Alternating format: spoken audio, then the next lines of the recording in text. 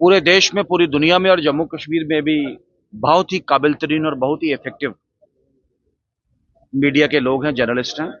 और ये चूंकि यहाँ पे ट्रबल तो रही है, ये सबके ध्यान में है, कन्फ्यूजन तो रहा है, लेकिन उसके बावजूद भी मीडिया के लोगों ने, चाहे वो कारगिल वॉर हो, चाहे मिलिटेंसी हो, चाहे बॉर्डर की शेलिंग्स हो, बहुत मेहनत, बहुत शिद्दत, बहुत ताकत के साथ आप लोगों ने रिपोर्टिंग की है। लेकिन कहीं ना कहीं जो इतने प्रोफेशनल तरीके से इतनी इंपॉर्टेंट पक्षों को आप लोग जो रिपोर्ट करते हैं, लेकिन आप लोगों में भी कहीं ना कहीं ये डैम्पनर का काम करता है जब अनअप्रूव्ड, अनरिकॉग्नाइज्ड या ऐसे लोग जिनका कोई एक तुक नहीं, कहते हैं ना तर्क ना तथ्य। और माइंड मत कीजिएगा मेरी बात, यहाँ पे तो फिर थोड़ा फर्क है, लेकिन जो पेरिफरीज में, तहसील हेडक्वार्टर, ब्लॉक हेडक्वार्टर में जिसका मन करेगा वो एक माइक उठाएगा, उसमें स्टिकर लगाएगा, हो जाएगा बनी बिलावर की आवाज या गुरेज का नौजवान, तो इस तरीके का कोई लेगा और बाद में सोशल मीडिया पे, और फिर सबसे बड़ी विडंबना है कि व्यूज भी उसके पता नहीं कितने कितने लाखों में चले जाते हैं। तो रेगुलेशन तो चाहिए। तो मैंने कहा, जैसे राइट टू इंफॉर्मेशन हम सबका एक फंडामेंटल राइट है, वैसे ही right to be protected against misinformation and disinformation, ये भी हम सबका एक फंडामेंटल राइट है।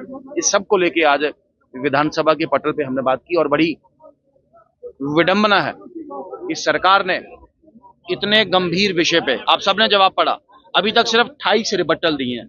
किसी के ऊपर फाइन किया, जीरो। किसी की वेबसाइट ब्लॉक की, जीरो। किसी के ऊपर एफआईआर लगा, जीरो। सिर्फ 28 रिबट्टल। और सरकार अब उसमें सीसॉ बैटल कहती है, पॉलिटिशियंस करते हैं। लेकिन आई एम थैंकफुल, सभी माननीय सदस्यों ने, विधायकों ने, और खासकर माननीय स्पीकर ने इसका संज्ञान लिया। मुझे नोटिस सबमिट करने को कहा गया था, मैंने नोटिस दे दिया और स्पीकर साहब ने मेरे नोटिस को अप्रूव कर दिया। बहुत जल्दी आप ही लोग कवर करेंगे और इस पे एक डिटेल्ड चर्चा, परिचर्चा होगी, मंथन होगा, सत्य सामने आएगा, और जरूर एक ऐसा इंस्टीट्यूशनल सेटअप जिससे, मैंने कहा, देश को, समाज को, हम सबको फायदा होगा, आप सबको देखने में मिलेगा। चर्चा होगी। देखें, हमारा मन, मैंने कहा, आपने अच्छा सवाल पूछा, ये मत अब सोचे, देखें, सबसे पहले फेक न्यूज और में कार्रवाई होगी, सुन ले, फेक न्यूज और मिस इन्फॉर्मेशन, फिर इस सब के बाद आ गया आपका freedom of speech and expression, हर एक को हक भी तो है ना बात करने का। लेकिन थर्डली, मीडिया की इंडिपेंडेंस भी अपनी जगह पे है। इन तीनों में एक बैलेंस स्ट्राइक करना है, जो मेरा एक ओपिनियन है। ऐसा नहीं कि हर एक को तंग, हरास या परेशान करना, लेकिन कम से कम कंट्रोल चेक तो चाहिए ना। मुझे बताइए, प्रेस में लिखते हैं, कल को लिखे तो कल को उसका कोई ना कोई कंट्रोल रहता है, इलेक्ट्रॉनिक चैनल्स पे भी कंट्रोल रहता है। तो कम से कम एक थोड़ा सा एक डर हो, ये नहीं जिसकी जहां मर्जी आई जो ऐसे चैनल खोले। लिस्ट में आप कोई कानून पारित नहीं कर सकते तो कंक्रीट में आएगा, ऐसा नहीं है, ऐसा नहीं है। देखिए, सुने, अब आपको ही जरा क्लैरिफाई कर दूं, सीआरपीसी एक प्रोसीजर है, वो दंड संहिता नहीं है, ठीक है।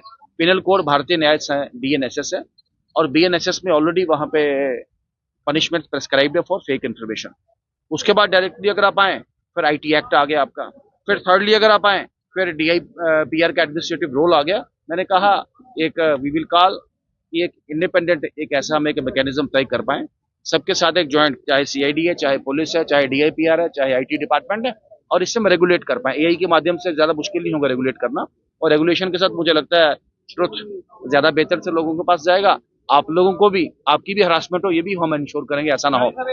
ईज ऑफ, देखें, ease of having information, ease of spreading information, ease of being guided against misinformation and disinformation. तो इसी पे इम्पोर्टेंट है, बिल्कुल ठीक है। जितने भी सोशल मीडिया पोर्टल्स है, beat Punjab, beat UP, beat Bihar, जहाँ पे हमने देखा, बीट इवन तमिलनाडु, जहाँ पे अभी जो सोशल मीडिया हैंडलर्स है उनको एक्रेडिटेड भी किया जाता है। मेरा पर आपसे भी, मेरा जितने भी डिग्री होल्डर्स हैं वो मेरा खुद का ही कुछ मेरा आपसे परम अनुरोध है कि ऐसा नहीं कि हमने कुछ डिसाइड कर दिया, हमने एक चर्चा परिचर्चा रखी है, और चूंकि इस डिस्कशन को मैंने मूव करना है, तो आप मित्र लोग भी मेरे साथ बैठ के मुझे लिखित में या मेरे फोन पे आप पॉइंट्स डालिए।